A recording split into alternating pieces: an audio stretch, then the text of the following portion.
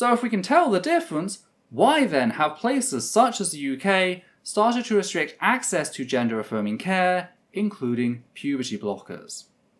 Fascism. Fascism is why. Though that is a topic for another video. And this is that video. That's right, it's time to get to the fascist mythology at the core of rapid onset gender dysphoria. But first, I just need to give a quick content warning for the following. Transmisia, misgendering, misogyny, ableism, anti-Semitism, racism, fascism, white supremacy, suicide, child abuse, outing, and medical violence. If you like our work, please consider supporting the channel via Patreon. You can also support us by liking, commenting, and sharing this video on social media. Hey there, my name is Thurston, she, her, they, them, and today we're continuing with our autopsy of Sabine Hossenfelder's video, Is Being Trans a Social Fad Among Teenagers?, which claims to be an unbiased review of the data available. Yet, as proven in our first video, this couldn't be further from the truth. Not only did Hossenfelder rely heavily on anecdotal sources for her assertions, but she completely dismissed over a decade of research used to reach a solid scientific consensus. So if you haven't seen our previous video, you should go ahead and do so now, as everything in this video follows on directly from that. So we ended the last video by providing evidence that gender specialists could tell the difference between trans children who would benefit from puberty blockers and cis children who are simply exploring who they are, which led to the question, why then have places such as the UK started to restrict access to gender-affirming care, including puberty blockers? The answer was fascism. Fascism is why. And by fascism, I mean a totalitarian regime qualified by a belief in palingenesis, that is, national rebirth. Fascism holds that society can be infected by degeneracy, a form of social decay that spreads through society like a disease or a contagion, slowly destroying it from within. Fascists also believe that the only way to combat said degeneracy is by implementing their flavour of authoritarian ultranationalism, putting the nation through a state of rebirth. That's why the Third Reich of Nazi Germany was the Third Reich, believing itself to be the successor to the German Empire of 1871 to 1917, which in turn was viewed to be the successor to the Holy Roman Empire of 962 all the way to 1806. Hitler gained popularity with many of the German people via the promise that he'd bring an end to this supposed state of degeneracy, which he argued had broken the German people in 1917, losing them the First World War and bringing about the Weimar Republic. And who was the main source of this degeneracy in Hitler's mind? Why, the Jewish people, of course. It is therefore no surprise that one particular man who caught the Nazis' attention was a Jewish sexologist by the name of Magnus Hirschfeld. Magnus was a strong advocate for those science had largely deemed taboo, including both trans and gay people, founding the Scientific Humanitarian Committee as well as the World League for Sexual Reform to help him undo said stigma. He also founded the Berlin Institute for Sex Research, an institution that offered both comprehensive sex education and early forms of HRT on a sliding scale. Magnus personally coined the term transvestite, which would later evolve into transsexual and subsequently transgender. So much of Western queer history is owed to this one man. Yet far from being impressed, the Nazis only saw Magnus's work as part of a deliberate attempt by a Jewish man to weaken the German people, infecting them with sexual degeneracy, leading to the breakdown of traditional family roles and by extension the family unit, making the country more vulnerable to outside invaders. On the 6th of May 1933, the Nazis raided the Institute, confiscating its literature and documentation, which would provide the bulk of what would be destroyed in early book burnings. Yet they kept hold of the Institute's register, using it to round up staff and clients, both trans and gay, most of whom were forced into concentration camps under the Pink Triangle. Magnus was thankfully able to escape, but died in exile, never returning home. The tragedy does not end there, however. Unlike most of the other groups forced into concentration camps, the Pink Triangles were not set free as the Nazis fell. The Allies had no intention of undoing the laws the Nazis had put in place, banning their existence, and many of them were imprisoned as a result. The Holocaust for LGBT+ folk did not end with the Nazis. Fast forward to the present day, and rapid onset gender dysphoria is presenting the increased visibility of trans youth and the seemingly sudden nature of coming out as a result of a social contagion. Indeed, believers of said myth, those who have bought into the gender-critical ideology, assert that there is an effort by a wealthy elite to infect young white girls into believing that they are trans in order to get them to transition, making them infertile, thus decreasing white fertility. They believe this aids in the overall Great Replacement. What is the Great Replacement? It's the white nationalist conspiracy that the same wealthy elite mentioned earlier is trying to erase the existence of white people in Europe, the US, and Oceania. That's why proponents of rapid onset gender dysphoria present trans boys as broken or damaged girls in their reduced fertility. Books like Abigail Shrier's Irreversible Damage, The Transgender Craze Seducing Our Daughter, a book heavily reliant on Littman's paper, frames medical transitioning as self-mutilation to provoke an emotional response in the reader. We also see this in just how obsessed said people are with fertility, framing gender-affirming care as an attempt to groom and sterilize children, as can be seen here with gender-critical leader Kelly J. Key Minshall. Well, what's the alternative? We either stand firm or we let more and more kids get sterilised. We get more and more kids get gaslit at schools. You know, there's no choice. Once you know what's going on, you can't go back to not knowing. You can't unsee the fact that they are gaslighting children and putting women at grave danger. It's just like these kids have no idea what they're supporting. That groomers support trans youth. A narrative that is openly supported by literal Sieg-heiling Nazis, like those who turned up to support Key Minshall at her hate rally in Melbourne, Australia. In this country, we have medical professionals performing double mastectomies on teenage girls. And that is a fact. If you are under 18 years of age, you can have your breast removed.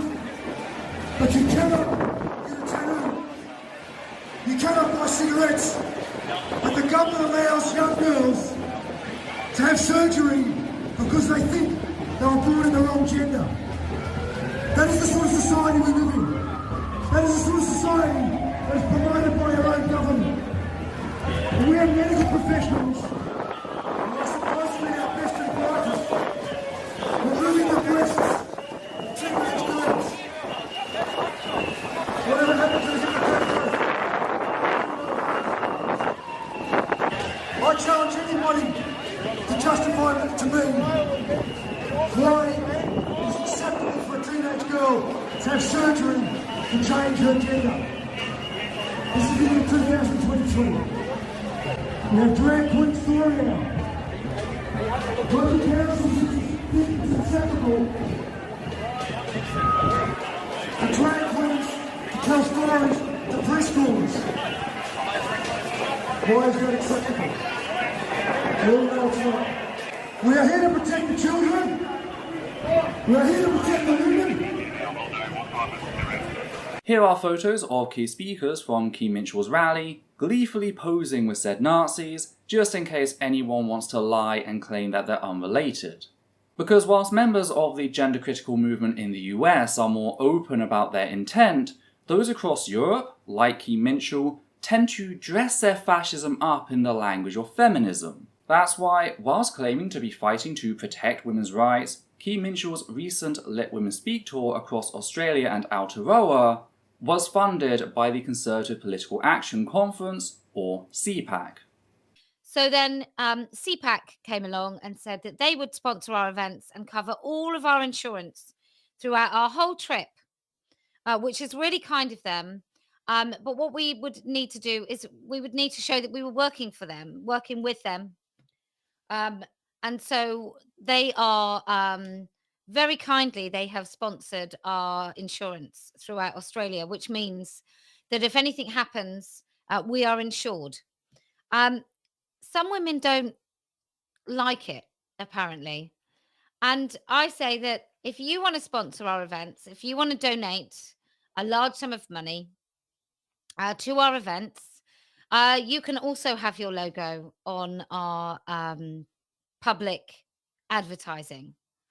But I will not be answerable to anyone about the decisions that I make in order to allow women to speak. I am not answerable to anyone. I make the decisions because I think I'm right. The very same CPAC that argued in favour of overturning Roe v. Wade, going so far as to mention the Great Replacement by name as justification for doing so. The very same CPAC that has recently called for the eradication of trans people on every level. The problem with transgenderism is that its acceptance at any level necessarily entails the complete destruction of women's bathrooms, women's sports, all of the specific rights and spaces that women currently enjoy. There can be no middle way in dealing with transgenderism. It is all or nothing. If transgenderism is true, if men really can become women, then it's true for everybody of all ages. If transgenderism is false, as it is, if men really can't become women, as they cannot, then it's false for everybody too. And if it's false, then we should not indulge it, especially since that indulgence requires taking away the rights and customs of so many people. If it is false, then for the good of society, and especially for the good of the poor people who have fallen prey to this confusion, transgenderism must be eradicated from public life entirely. The whole preposterous ideology at every level. Yet people like Kim Minchell try to maintain the lie, as can be heard in this radio interview of Kim Hill, in how Kim Minchell loudly cries out, "I know!" when Ms. Hill states that she's never heard of Nazis turning up to support a feminist rally, clearly presenting the Let Women Speak rally, and by extension herself, as being feminist. Obviously you're referring to the Nazis, the men in black giving the Nazis salutes. Yeah, having anything to do with me. What a horrible, disgusting lie. And that's because every time women speak about our rights, men, particularly men in dresses, and I've never seen any feminist rally be attended by Nazi men other than to oppose it. But they were supporting you. Doesn't it make you Why do you think they were supporting you? This is in spite of the fact that mere days before said interview, Kim Minchell was very clear about her thoughts on feminism so as not to alienate her fascist supporters. I'm not a feminist! I'm not a feminist! This juggling act, pretending to be feminist to a broader audience whilst furthering the means of fascism when on the ground, is why, when talking about Gillick competence, a UK standard first created to ensure teenage girls could access birth control, Kim Minchell starts by claiming to support it before sliding something else onto the table.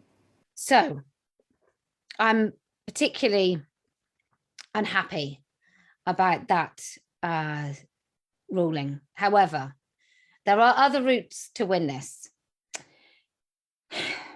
So, my idea from now on is that maybe we need to repeal Gillick, or we need to re-examine. I just think Gillick is a law that was made for a really good reason. It was to stop pregnancy. So it was to stop quite a catastrophic, massive thing. Bringing another life into the world is not something that should have ever been allowed to be used anywhere else at all. And maybe it was the first step in dividing children from their families. I don't know. I don't know actually if all said and done, whether it's really a good thing. I don't know who's benefited what other people have benefited from Gillick, but I'm just not comfortable with it. I think it really has been used badly here. Maybe it was always going to. Maybe the thin end of the wedge. There's always a thin end of the wedge. There's always an unintended consequence. Maybe this is that we have decided that children really can consent. And I don't think they can.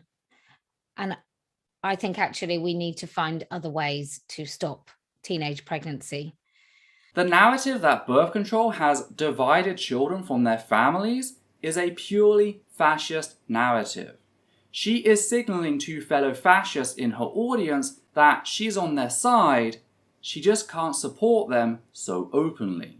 And the reason for this, the reason they're against reproductive autonomy and gender-affirming healthcare, is because they perceive AFAB children as a sexual resource to be guarded.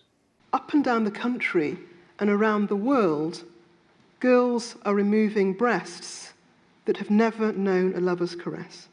That's why members of the gender-critical ideology will promise to find sexual partners for any new members of their movement if they do well in proving themselves, a fact revealed to us by former members. As for who is apparently responsible for rapid onset gender dysphoria, one only has to read their blog post or even their published books, such as Helen Joyce's Trans, When Ideology Meets Reality, to find out.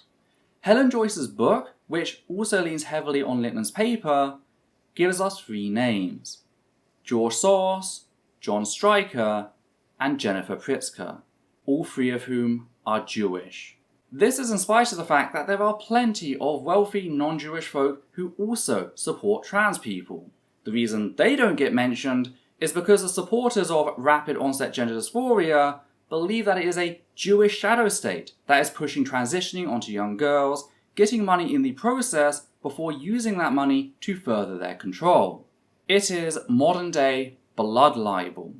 And these people know what they are doing. They are fully cognizant of their Nazi beliefs, which is why, when pressed on it, they'll quickly try to change the topic, as can be heard in this clip taken from the same radio interview played earlier. When you were asked about the motive of the trans lobby, you said at the extreme end, it's very dangerous people who want access to children and an entire dismantling of society. Do you think that that is not catastrophizing? Do you not know about the billionaires who are the billionaire men who are pushing this ideology and funding it? Are you not aware of those people? No, tell me more. Are you saying that that doesn't happen? No, tell me more. You just need to... No, women across New Zealand, they are very, very aware that there are men in women's spaces, men in women's sports, and they are giving carte blanche access to, unfettered access to women's spaces as soon as you say that those men are part of the transgender ideology. As soon as a man basically puts on a dress, he is given unfettered access to women's spaces, including prisons, including rape crisis centres. And I just think it's absolutely preposterous if you don't think women across New Zealand are afraid of that. Could you please tell me a little more about the billionaires funding the transgender lobby? Well, yes, you've got Big Pharma, for example. They make a substantial amount of money out of transgenderism. I want to know why it's not important to a journalist to address the fact that there are men in women's spaces. It's really important as a journalist for me to know more about the billionaires funding the transgender lobby. And since you raised it, I'm interested to know further details. What can you tell me? Well, I would like to know why, as a journalist, you are prepared to be distracted by that, as opposed to... But you mentioned it. There is no such thing as gender-critical feminism. There is only gender-critical fascism. Furthermore, rapid onset gender dysphoria was a narrative invented by a member of the gender-critical ideology, Lisa Littman, using survey data taken directly from gender-critical sources to justify attacking gender-affirming care as a means to secure children, not to protect them, but as a future sexual resource. There is no way to decouple rapid onset gender dysphoria from its history. Any attempts to do so are attempts to force a fascist relic into modern day science. And this context is key to understanding what is going on in Europe and the US right now, because when Hossenfelder asserts that places like the UK are pulling back on gender-affirming care due to a lack of evidence supporting the process, just exactly what is going on, no one really knows, but the reasonable expectation is that the current increase in reports of gender dysphoria is caused by a mixture of two causes. Young people are more comfortable being openly trans, and some of them erroneously believe they are trans because they've heard so much about it. I'd say that anyone who insists that one of those possibilities doesn't exist is pushing an agenda and shouldn't be taken seriously. The question is, how do you tell these two possibilities apart? This is currently unclear, and this is why countries like Sweden, Finland and the UK are asking doctors to hold back with prescriptions, because at the moment they don't know how to deal with the sudden surge of girls presenting with gender dysphoria, and they don't want to do any harm. That is a demonstrable lie. As the Bell v Tavistock case was originally making its way through the court, said courts refused to listen to the medical establishment. That is why the British Medical Association, Britain's leading medical association consisting of over 159,000 doctors and 19,000 medical students, passed a motion to declare that it would fight to ensure that, quote, under 18s are able to access healthcare in line with existing principles of consent established by UK case law and guidelines published by the public bodies which set the standards for healthcare, end quote. They stood up and said, no, this is not being done in the name of medical science. And yes, the court case was specifically mentioned in the motion itself as the reason for its creation.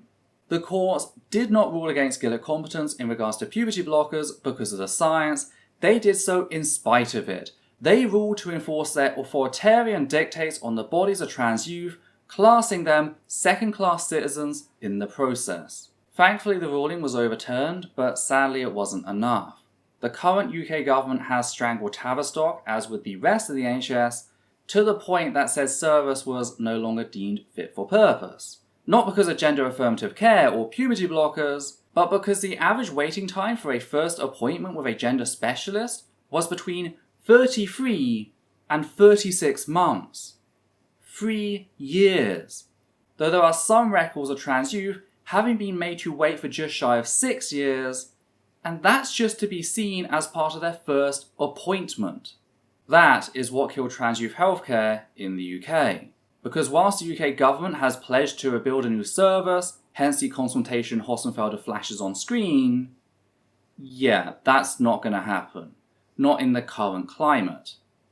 Yet the benefits of this additional context don't just stop there. It draws into question some of the specific statements made by Hossenfelder, namely how, at various points throughout her video, she parrots a number of fascist dog whistles. A dog whistle is the use of coded or suggestive language in political messaging to garner support from a particular group without provoking opposition. For example, we saw this earlier when Kim Minchell let slip the idea that giving teenage girls reproductive control might have been the first step in dividing children from their families. So let's start with a more obvious one in that it was poorly placed, making it stick out in an awkward fashion. Surgery starts at $3,000 to $10,000 for top surgery, whereas bottom surgery typically costs around $25,000. And let's be clear that those innocent-sounding euphemisms mean they're cutting off parts of the anatomy that'll never come back. Just take a moment to think about what Hossenfelder is doing here. She's pausing discussion on the cost of surgery to stress that these innocent-sounding euphemisms mean they're cutting off parts of the anatomy that will never come back. So the question becomes, why does she feel the need to do this? We all know what surgery involves, it's generally unpleasant, and she's not sharing specifics about these procedures in particular, so why then is she stopping to frame it in this manner? Well, it's to lend credence to the narrative of trans youth, particularly trans boys, as broken or mutilated. Putting aside the facts that bottom surgery is actually reconstructive surgery, recycling much of what's down there, and in the case of trans men, tissue is often brought in from elsewhere via a skin graft, when it comes to top surgery, also known as a double mastectomy, would it be appropriate to refer to said procedure on, say, a breast cancer patient in the same manner? No, that would likely be seen as incredibly insensitive and dehumanizing. That's why medical science goes out of its way to create and use terms that are not stigmatizing. So why then does Hossenfelder feel the need to lash out at the very same procedure when it is used to help trans people? Because she's trying to signal her position without stating it. As for said surgery never reverting, I should fucking hope not. Could you imagine the horror if surgeries just magically reset every month? Like, you go in to get your appendix removed, only to wake up in a few weeks with a familiar exploding pain in your side. Not only is that pure nightmare fuel, but this rhetoric only makes sense in the mind of someone who assumes transition regret to be the default. Which leads rather nicely onto the next dog whistle. At least in previous cohorts, most children who took puberty blockers continued with hormone therapy. According to estimates from the Netherlands, as much as 95%. The unstated part here is the idea that since almost all of the children put on puberty blockers go on to transition, that said puberty blockers have a causal relation in making said children, now teenagers, pursue further medical treatment. Indeed, this is often presented alongside the claim that between 61 and 98% of all children diagnosed with gender dysphoria desist without further support. That is, they stop being trans. Except that's not true. In fact, this claim comes from a paper co-authored by Thomas Deensma, one of the researchers in both the puberty blocker persistence study and the qualitative analysis study which found the differences explained at the end of the last video. The general desistance stats, the 61 to 98% number, comes from an article, Gender Dysphoria in Childhood, which was published in January of 2016 in the International Review of Psychiatry. And whilst it's true that the article uses the term gender dysphoria, what's important to note is that every single study they reference, as can be seen in this lovely table, was conducted before 2013. Why is that important? It's important because the DSM-5 was published in 2013, bringing with it tighter diagnostic criteria. Prior to the DSM-5, signs of distress were not needed for a diagnosis of gender dysphoria. In fact, merely displaying gender-variant behavior, such as playing with toys associated with the opposite gender, was enough. What this article labels gender dysphoria is actually quantified by the child being referred to a gender clinic by an untrained specialist, such as a parent or school counsellor. So when the study states that between 61 and 98% of all children diagnosed with gender dysphoria desist, what it actually means is that between 61 and 98% of all children referred to gender clinics receive no medical support. It means that in the vast majority of cases, gender specialists assess the child only to tell the parents that they needn't be worried, that their child is just exploring themselves through play and won't likely require any medical support. This is also true of the 84.2% statistic that is often floated about. This comes from the qualitative study that found differences between persisters and desisters, yet was published earlier and didn't include all the samples shown in the 2016 table. Yet the researchers had the foresight to stress this nuance in a 2015 letter to the editor, stating, quote, "What should be emphasized is that these studies did not use the fairly strict criteria of the DSM-5, and children could receive the diagnosis based only on gender variant behavior. With DSM-5 criteria, the persistence rate probably would have been higher." End quote. All of which blows a pretty big hole in this narrative that gender specialists are pushing to medically transition every child that comes through their door. They quite literally turn away the vast majority of children brought to them, often by willing parents. That is a fact shown by the data. The reason almost 100% of trans youth put on puberty blockers go on to further transition is because gender specialists are very careful about suggesting medical options for children. This is merely an example of survivorship bias, with erroneous conclusions being drawn about a sample that has gone through clinical selection.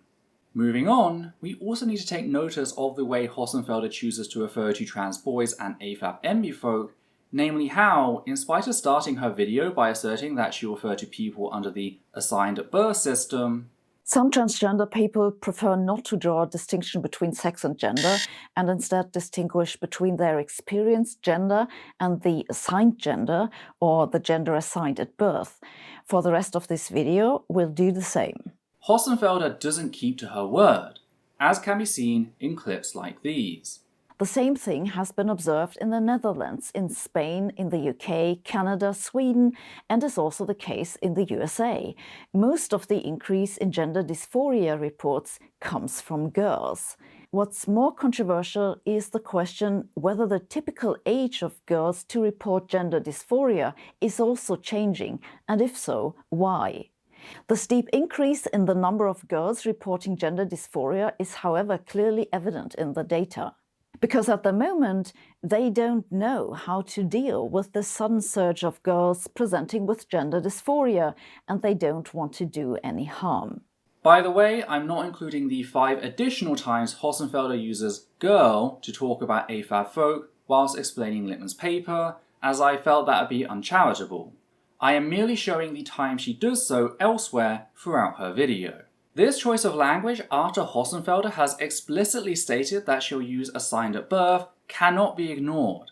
By labelling AFAB folk referred to gender clinics and going on to receive further support as girls, Hossenfelder is signalling to her audience that she herself views them in this manner. That she has bought rapid onset gender dysphoria, hook, line and sinker. The last dog whistle I'd like to comment on can be seen towards the end of her section, commenting on the cost of transitioning. Okay, so some people are making a lot of money with this. Ah yes, the nebulous some people who are making money in the background. Tell me a little more about the billionaires funding the transgender lobby. Well, yes, you've got Big Pharma, for example. They make a substantial amount of money out of transgenderism. Again, dog whistles are designed to look like normal conversations that take on additional meaning when put in context. Hossenfelder doesn't say this before she goes on to explain who is making money and why, like I did with CPAC and the anti-trans movement. She just motions towards the fact in general and lets the viewer fill in the blank regarding a topic in which Jewish people are routinely accused of simultaneously making money off of and funding trans youth. This is completely irresponsible at best and actively conspiratorial at worst. Hey there, I know I said that the previous dog whistle was the last one I'd like to tackle, and in relation to the video it is. It just so happens that, the day after I published the first video, I came across what is a very telling post on Hossenfelder's Twitter from towards the end of March. In response to a BBC article regarding the controversy surrounding the showing of Michelangelo's David in arts class after one parent had reported it as being pornographic, Hossenfelder tweeted out that, quote, "Americans, heaven forbid our children find out how genitals look or what they're good for. Also Americans, I don't know what's with our children, they're all suddenly non-binary or trans." End quote. To be absolutely clear, the closest mention to trans people in the article was the throwaway line that the Florida state governor had moved to, quote, "expand a law that banned public schools from teaching sexual education and gender identity," end quote, the Thursday before, and that's it. So not only is Hossenfelder dragging trans people into a discussion they were largely absent in, but she does so whilst implying that the reason trans youth are trans is because they don't understand genitals and by extension, sex. Thankfully this was a claim which was called out by a number of people at the time, yet Hossenfelder ultimately decided to stick with it, leaving the post up. That's why, whilst it could be argued that she's punching up at puritanical legislators like those seeking to ban any mention of trans people from classrooms, she's willingly doing so in a manner that smashes trans people in the face with her elbow. This narrative only works if one actually believes that trans youth are the result of sexual ignorance. Which is an incredibly dangerous assertion to make, and is one that can be seen echoed in very extreme cases of homomisia and asmisia. This is the narrative that leads certain people, often parents or older siblings, to rape their LGBT+ relatives in order to try and teach them what allo-cis heterosexuality looks like, what they perceive to be the natural order of things. They do so to correct what they perceive to be ignorance of the natural world in said LGBT+ person, which is why it is known as corrective rape. So it is incredibly disturbing to see Hossenfelder make a post reliant on that very same myth in relation to trans youth. This post is very telling of Hossenfelder's own belief on the topic regarding how she perceives trans youth, which is why I couldn't ignore it. Had I known about this before, I would have gone a hell of a lot harder on Hossenfelder in the following and closing sections of this video. Normal people don't force trans youth into every conversation in a manner that is dangerous to said trans youth, they just don't. This shows us that Hossenfelder had a bigoted axe to grind before her video went out. So with these statements considered in their proper context, does that mean Hossenfelder is a gender-critical fascist? Well, that's the beauty of a dog whistle. It makes it hard to be 100% certain. It's possible, though I'd argue highly unlikely, that this is all a shitty coincidence or that Hossenfelder has just picked up fascist rhetoric without realizing. But considering just how often she does this, as well as how she lies to try and tip the scales against puberty blockers and in favour of rapid onset gender dysphoria, I find that excuse to be incredibly unlikely. And regardless of which it might be, trans people are ill afforded the opportunity to perceive such content as anything but a threat. Because whilst you might just think that this is nothing more than a video, things like this can go on to have dire consequences for the lives of trans people. Keeping to the topic of medical costs, the reason transitioning is deemed not medically necessary and thus not eligible for Medicare in the US can be traced back to the publishing of a single book, The Transsexual Empire, The Making of the She-Male by Janice Raymond in 1979. In said book, Raymond goes so far as to declare that, quote, all transsexuals rape women's bodies by reducing the real female form to an artifact, appropriating this body for themselves, end quote. And whilst you might think that nothing came of this, after all, it was just a book that was quite clearly biased against trans people, sadly, that's not true. Raymond's work caught the attention of someone working at the National Center for Healthcare Technology, a government-funded body in the US that was looking to cut costs for Medicare by limiting the number of procedures that could be claimed. One of them was gender confirmation. So the NCHT approached Raymond to write and present an article on trans healthcare, which was one or two sources cited by the Office of Health Technology Assessment to declare trans healthcare as controversial. Do you want to take a guess as to what the other source was? A review of The Transsexual Empire, The Making of the She-Male by Janice Raymond, which she even cited in the report the NCHT had commissioned. The only other conclusions drawn in the report were that trans healthcare was experimental and expensive, which, when coupled with the claim that it was controversial, led to trans healthcare being deemed non-essential. That means Raymond's hit piece provided 1/3 of the justification for stripping untold numbers of trans people of essential healthcare. How many trans people had their insurance denied thanks to Raymond? How many trans people were murdered because they couldn't afford essential healthcare? All because of a single book. There's a reason trans people react so strongly to pieces like this. It's because we know the damage they can do. It might just be a video or a book to cis people, but as a trans person, it can be a source for further violence. A fact that remains true regardless of Hossenfelder's intent. Now, some of you who have seen Hossenfelder's video might be wondering about the inclusion of a section in which she acknowledges the discrimination that trans people have historically suffered. After all, why would an anti-trans bigot do that? Well, let's take a closer look at said section. Unfortunately, transgender people have historically been stigmatized in many societies, have been ridiculed, been targets of violence, and been forced to fit into the binary masculine-feminine pattern. In many places, this is still happening, and in some countries such as Indonesia and Nigeria, being transgender is still illegal. Okay, first issue. Whilst Indonesia does discriminate against trans people, it is not illegal to be trans in Indonesia. It is possible to undergo gender confirmation surgery with a judge's permission. So that's just wrong for starters. Second, notice the choice of countries here. The US currently sits at stage 8 of the 10 stages of genocide regarding trans people, persecution, with stage 9 being extermination and stage 10 being denial. The UK is close behind at stage 7, preparation, with government leaks showing plans to exclude trans people from the Equality Act and force schools to out trans youth to their parents, something that will result in verbal, physical, and sexual violence. We're seeing the rollback of trans rights across Europe and the US, not just relating to healthcare for trans youth, but in general. Yet rather than acknowledge any of that, Hossenfelder others systemic anti-trans violence as something only seen in the history books and the global south. That's not to say Hossenfelder doesn't mention the issues faced by trans people in places such as the US, but just pay close attention to how she frames things. The combination of social and physical challenges makes the lives of transgender people, especially young ones, difficult.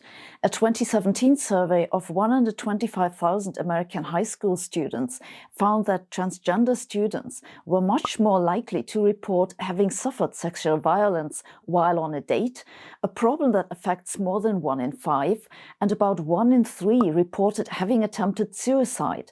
That's more than 3 times higher than the suicide risk among cis women. This is why, starting in the 1970s, the medical profession took steps to prevent psychological distress of transgender people, the Dutch leading the way.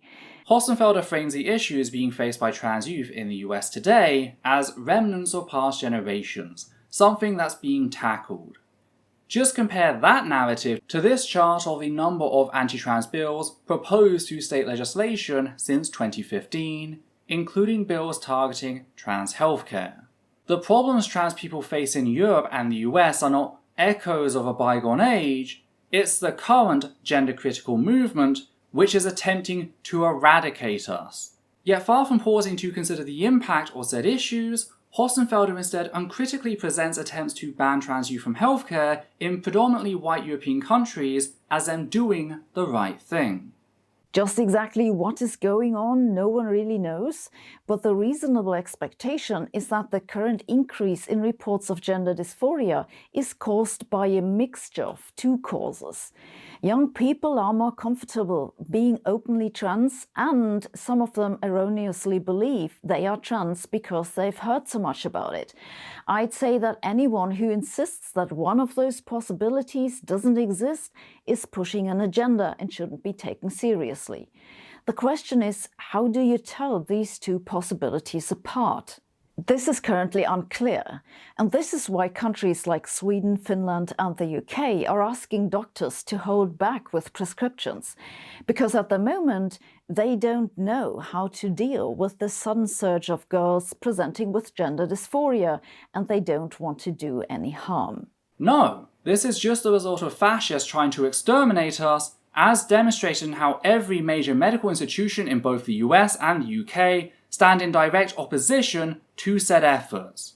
Yet that is just ignored. For you see, it's only discrimination when African and Asian people do it, when it's white Europeans, it's just science. Which is incredibly racist. Hossenfelder automatically assumes that the governments of white European countries are immune to systemic transmisia, which, when coupled with how she paints anti-trans discrimination in these countries as nothing more than history, says a lot about how she perceives African and Asian nations as backwards or socially primitive. Even the word she uses, the being transgender is still illegal, demonstrates a linear view of anti-trans discrimination, that it is something of the past and that things automatically get better as time moves on. This is in spite of ample historical examples, not just in the West as seen regarding the Berlin Institute for Sex Research, but also cultures all around the world who recognized and even once celebrated trans people, only for that to change due to white European colonialism. And I get that Hossenfelder declares her channel to not be a history channel, therefore she won't go into detail, but that's not an excuse for her to be lazy in her research. If she wants to comment on the social reality of trans lives, she has a duty to educate herself to the history behind said social reality. Failure to do so demonstrates a lack of care for trans people, whilst a refusal demonstrates active hostility. At best, Hossenfelder is just using the optics of caring by paying the issue of discrimination lip service to avoid actually engaging with the content she chose to talk about. At worst, she's using it to exploit trans people's struggles to lull viewers into a false sense of security. Jesse Singal does the exact same thing, claiming to disagree with the actions of fascism whilst directly promoting its narratives. Saying you support trans people is easy, it's cheap, and sadly, too many people are given a free pass in spite of shitty behaviour. Either way, it's dehumanizing, especially for trans people of colour. It gives the strong impression that, to Hossenfelder, we're not really people, we're just obstacles to be overcome or objects to be used. Though sadly, we're not alone in this, with Hossenfelder taking the time to punch down at intersex people. The vast majority of humans are born with an unambiguous biological sex that's either male or female. While there are some intersex conditions, they're rare. For the most part, biological sex in humans is fairly simple. People with XX chromosomes are biologically female, have ovaries and grow breasts. People with XY chromosomes are biologically male, have testicles and leave the toilet seat up. It's more difficult for some fish who can change their sex, but there are few fish among my subscribers, so with apologies to all fish who may be watching, I'll leave this complication aside. So there's a number of problems with this, starting with the fact that chromosomes are not used as the sole means of sexual distinction in biology. That is another gender-critical myth. The attributes used to distinguish physiological sex include gametes, hormones, genitalia, secondary sexual characteristics, and yes, chromosomes. This list can be expanded upon, for example, splitting hormones into hormone production and hormone utilization, since someone with androgen insensitivity can produce testosterone on levels equivalent to a typical cis man, yet cannot utilize it on a cellular level. In fact, we virtually never check chromosomes unless we see a difference in other characteristics. Therefore, to present them as the ultimate standard is simply bad science on Hossenfelder's part. Sex is not simple. It is messy and complicated, a fact not helped in how we, human beings, are a relatively monomorphic species, displaying low physiological dimorphism. Humans exist not as two distinct bell curves, but two largely overlapping ones. Everyone on this planet is a different combination of those 5 sexual traits, with no single person being purely male or purely female. The distinction between who is and is not intersex is largely arbitrary, a fact best demonstrated in the existence of the phallometer, a visual representation of actual medical guidelines used to decide whether a baby should be mutilated for purely cosmetic reasons. 1 millimeter on either side of these two lines can change how an infant is classified at birth. But that's not the main issue here. No.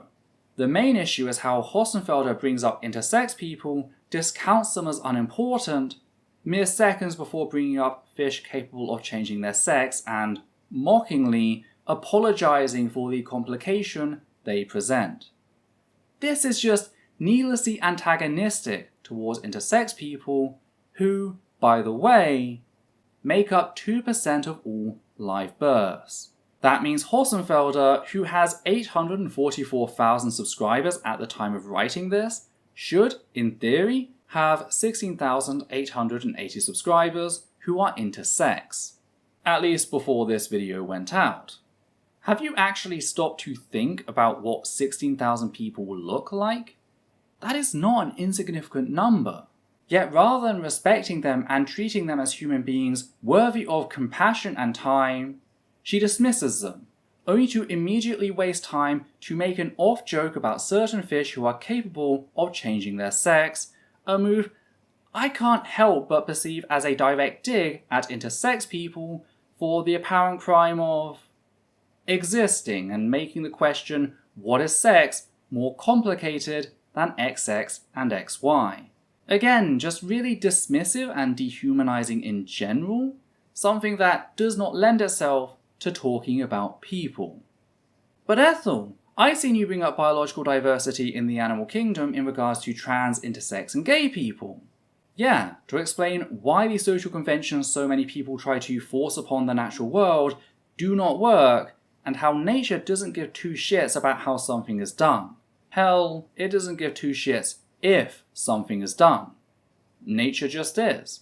Any moral judgments we bring regarding sex, gender, and sexuality are of our own creation. What I don't do is use it to dismiss the existence of 2% of the population who stand in stark contradiction to the very claims I am making. Context matters.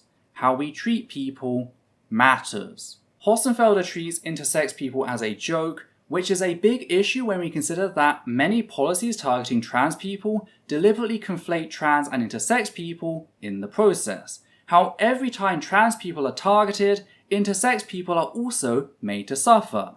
Intersex people have a place at the table in this discussion, and part of that is creating a space that is welcoming and not needlessly antagonistic. So with all this laid out, on the slim chance that Hossenfelder is watching this, that everything was an ugly coincidence and that she is open to learning, I would suggest that she take a step back from human rights issues and seriously consider her appalling behaviour. None of this is okay, even if unintentional. The topic could have been approached in a much more understanding manner had she actually wanted to learn. Instead, all we got were the prejudicial assumptions of a closed-minded bigot that carry with them the very real potential for harm. Though those are just my thoughts as a trans person who has been forced to become a specialist in so many fields in order to advocate for my very existence. But what do you lot think? Did Hossenfelder fail to meet a basic standard of research for her video? Did anything she thought offer justification to deny trans people access to essential care? Do you think she realizes that she's promoting fascist narratives in the name of science? Did I miss something you noticed? If so, be sure to leave a comment down below. And if you appreciate what we do here and want to help out, please consider becoming one of our wonderful patrons who make our work possible. On that note, we'd just like to thank the following people: Matthew Kovac, Ger Van Voorst, Hannah Banghart, Marble Wings, Sosh Daniels, Flynn, and Higgins the Seagull. And for myself, Adita, and Levi, take care now.